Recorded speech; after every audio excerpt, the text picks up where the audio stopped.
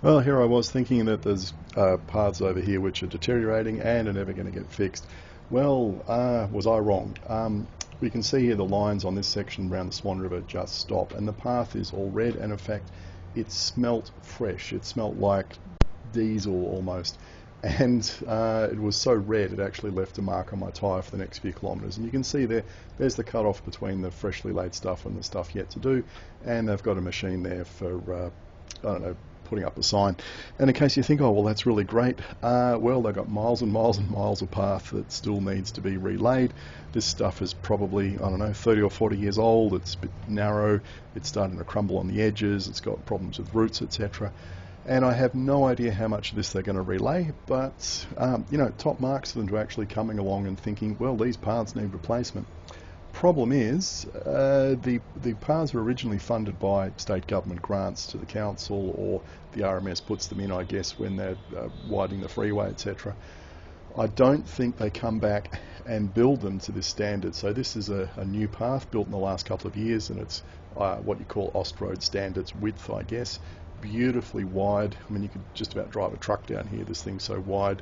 It's nicely edged. It's got great foundations. It's a really good, solid path. There's no doubt about it. And the problem we've got is, the state government provided lots of money to build this thing and to build it properly. But when the councils are coming along refurbishing existing paths, they're not bothering to pull the whole thing up, lay down a proper foundation, compact the whole thing properly, fix the drainage, and then put down a nice wide path to the new standard. They're just whacking asphalt over the existing path, no matter how wide it is, which is really not the most sensible thing to do, if you ask me, because what's the point of that? It doesn't really make it an attractive thing to use. Now, here's another path which I happened to come across over when I was riding out towards City Beach the other day, and slightly narrow. It's not too narrow, but it could be another 30 centimetres wide easily.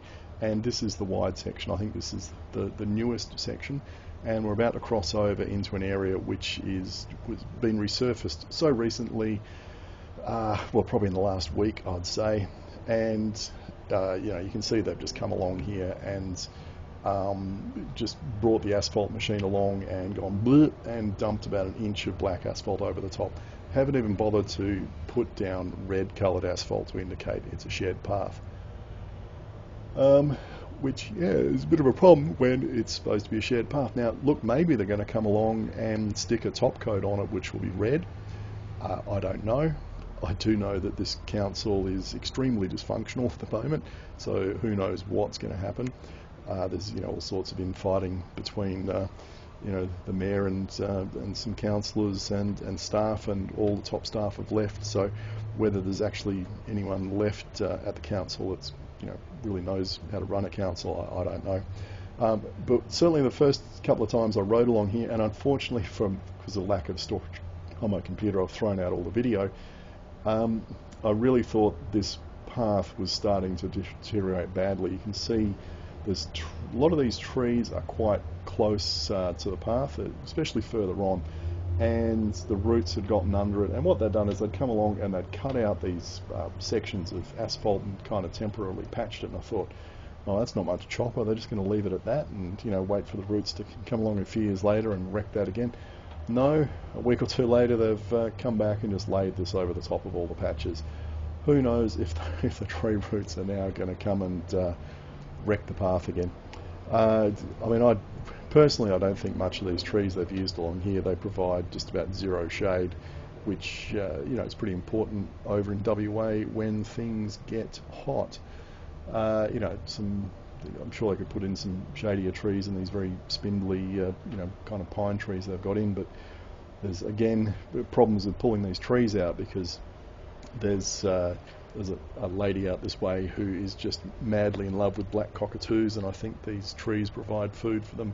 And yes, feeding the cockatoos is more important than preventing skin cancer and all that kind of stuff. Anyway, this is kind of the section we're getting into where the trees are getting close to the path, and widening the path, I guess they might have had to cut some of those trees down, which would result in a humongous amount of squawking, I suppose, not just from the cockatoos, even if they promised to replant them with more appropriate trees. And I don't know why they couldn't widen it over to the left. Now, I know the land does slope away quite a bit there on the left. It's just sand dunes and stuff down there. And you can see along here this white strip along the side there. That's all retention stuff, and a lot of that, in fact, was crumbling away, and the path was subsiding off to one side along here, and they've at least renewed that. So hopefully the path is not going to slide down the hill like it was, the first time I came through here. So, good and bad. Good that it's a pretty lumpy, chopped up surface has now been replaced with something that's smooth and nice and clean the whole way along. But it's not wide enough and it's not red.